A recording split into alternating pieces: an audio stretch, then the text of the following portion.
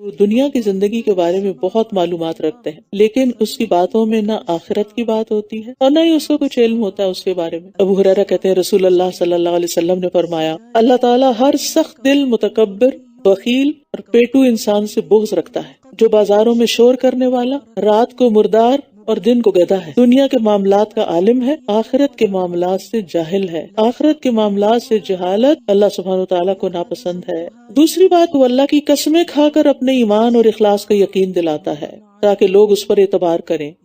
तीसरी बात ये बताई गई कि वो जब झगड़े का वक्त आता है तो बहुत झगड़ा करता है। हजरत आयशा कहती है कि रसूल अल्लाह सल्लल्लाहु अलैहि वसल्लम ने फरमाया, अल्लाह के यहाँ सब आदमियों से ज्यादा मबगूज यानी सब झगड़ालू इंसान। और रसूल अल्लाह सल्लल्लाहु अलैहि वसल्लम ने मुनाफिक की 4 निशानियों में से एक निशानी क्या बताई कि जब वो झगड़ता है तो बदजबानी करता है, गालियां देता है। अल्लाह ताला हम सबको इस बदजबानी से महफूज रखे।